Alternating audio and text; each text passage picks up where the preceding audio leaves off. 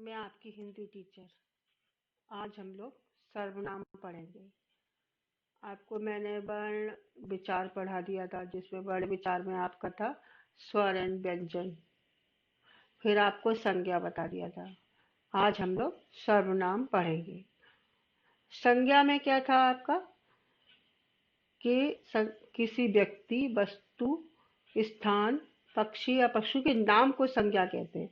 और सर्वनाम उसको कहते हैं जो संज्ञा के स्थान पर उसको इस्तेमाल करते हैं, उसको सर्वनाम कहते हैं। ठीक है। इंग्लिश में हम लोग उसको प्रोनाउन बोलते हैं। नीचे देखिए वाक्य लिखे हुए हैं। रजा साहब आए। रजा साहब ने मुझे बुलाया। अब दोनों बार रजा रजा आया है, तो इसलिए हम लोग इसको क्या कह सकते हैं? रजा साहब आए, उन्होंने मुझे बुलाया। एक दूसरा एग्जाम्पल देखिए। एक राजा था, राजा की 4 बेटियां थी। एक राजा था, उसकी 4 बेटियां थी। मतलब हमको 2 बार राजा राजा नहीं बोलना पड़ा। पत्नी बड़ी प्रसन्न हुई। पत्नी ने सामान की एक लंबी सूची बना दी।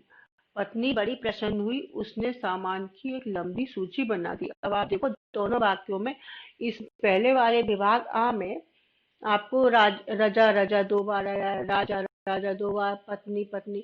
अब दूसरे विभाग भाव देखो कि हमने एक ही बार रजा साहब आए, उन्होंने। एक राजा था, उसकी 4 बेटियां थी। पत्नी बड़ी प्रसन्न हुई, उसने सामान की एक लंबी सूची बना दी।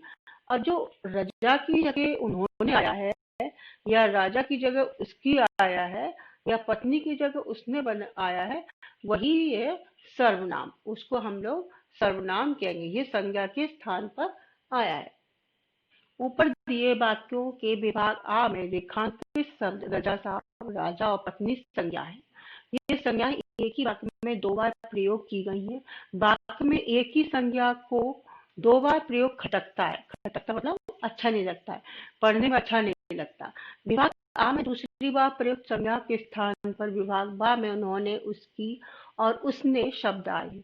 इनके कारण एक ही संज्ञा का 2 बार प्रयोग नहीं करना पड़ा और वाक्य पढ़ने में अच्छे लगते हैं। विभाग बा में प्रयुक्त उन्होंने, उसकी और उसने शब्द सर्वनाम है, जैसे कि मैंने आपको बताया।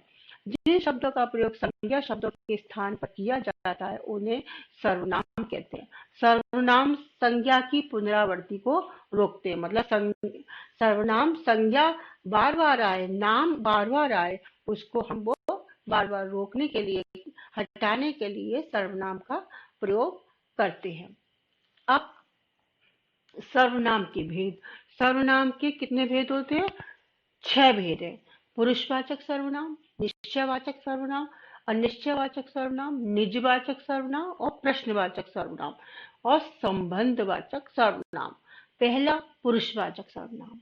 जो शब्द बोलने वाले, सुनने वाले तथा जिसके विषय में बात की जाए उसका बोध कराते हैं, वे पुरुषवाचक सर्वनाम कहलाते हैं। जैसे बोलने वाले मैं, मुझे, हम, हमें। सुनने वाले तू, तुम, तुमको, तुमसे, आप।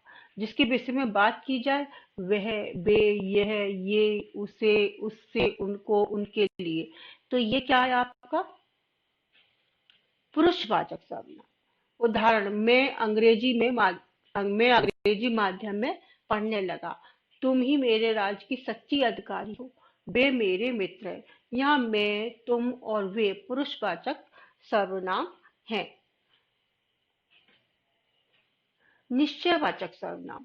जिस शब्द से किसी निश्चित व्यक्ति, वस्तु या स्थान का बोध होता है, उसे निश्चयवाचक सर्वनाम कहते हैं। मतलब जैसे ये गेहूं के वही दाने हैं, तुम्हारी कुल्हाड़ी वह है, इससे आज की रोटी का इंतजाम हो जाएगा। यहाँ ये, वह और इस निश्चयवाचक सर्वनाम है। मतलब निश्चय मतलब है, हमको मालूम है, निश्चित है, वही वह। ये शब्द जो होते हैं वो निश्चयवाचक सर्वनाम कहलाते हैं।